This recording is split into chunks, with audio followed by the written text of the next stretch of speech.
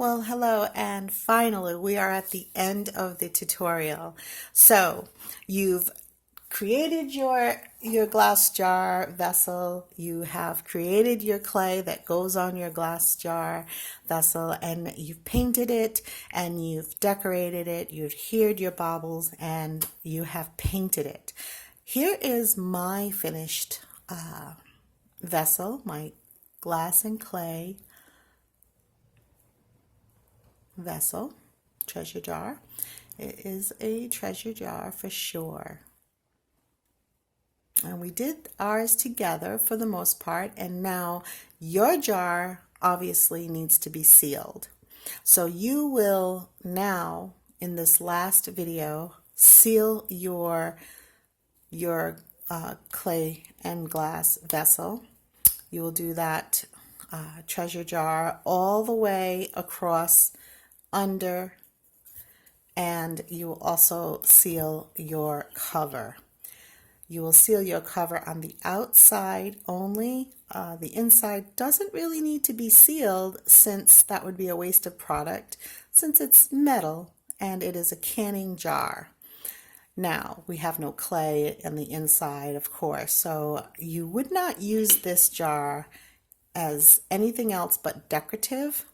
Okay, so you can put, this is a great little jar to offer maybe a housewarming and have little candies or mints in there, or just a little gift of something. You can have your candies in a plastic baggie with a little cute tag on it that maybe you've made at home or you've purchased, and you can close the cover and then put a little ribbon around it for the gift and give that in a little baggie, a little gift baggie. It is really a beautiful, fun, and high yielding result at the end of your glass and clay treasure jar vessel. And you can of course see that I've adhered my little broken angel, but no longer does it seem broken, but it seems like it fits right at home with this particular jar and the texture we did together. And so now my jar is completely sealed, completely. I'm able now to wipe it down and wipe it off with a warm warm soapy rag. I can now keep this by my bed or give this as a gift, or in my case, I can offer it on my website for sale. If you have an Etsy, you can create a bunch of different designs and sell them as one of a kind. They make beautiful housewarming gifts, especially if you do a few different kinds and decide maybe if you want to have a taller one, a shorter one, maybe a set, or you have two together. You can complete these with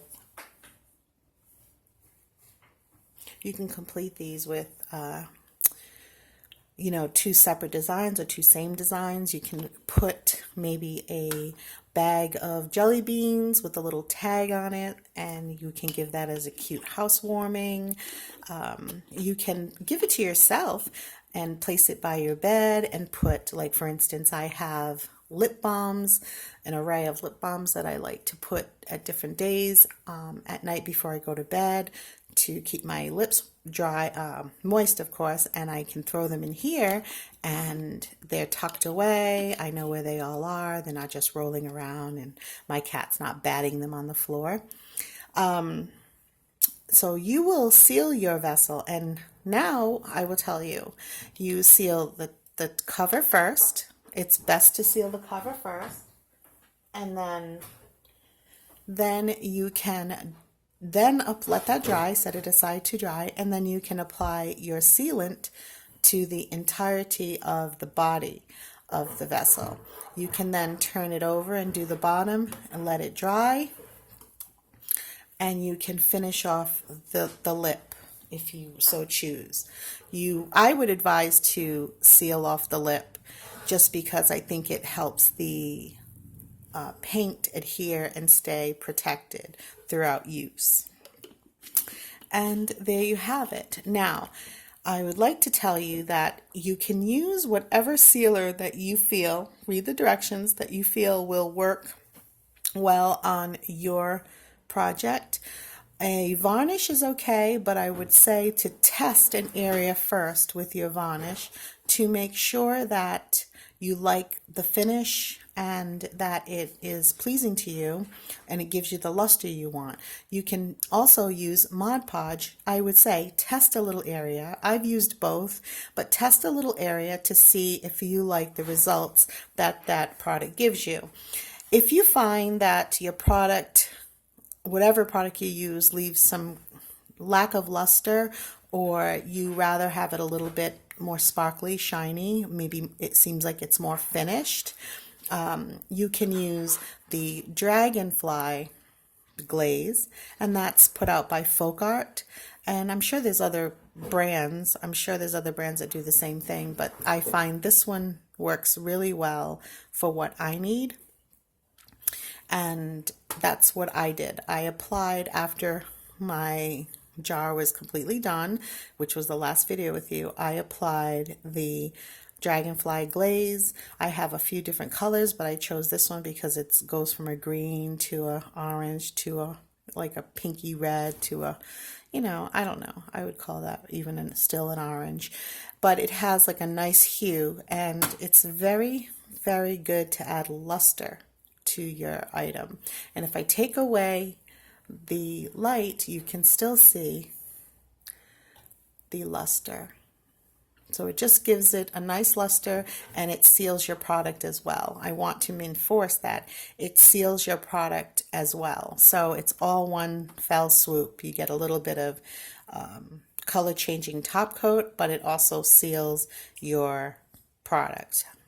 Okay, now you will not be submersing this in water at any time of its lifetime, but you will be able to wipe it down very well with a damp cloth or damp soapy cloth, and you'll be able to keep it looking new. It's very durable, it's very beautiful, and it should last you such a long time. Of course, it's just glass, so you do want to care for it as such. Okay, well, I hope you enjoyed this tutorial, and I'd love to see you in another tutorial. I will be coming out with an additional tutorial very soon, but of course this tutorial will still be available. Alrighty, I wish you the very best, and I wish you blessings, and stick with me for other tutorials that I do have coming up. And again, I appreciate you. Thank you. Bye.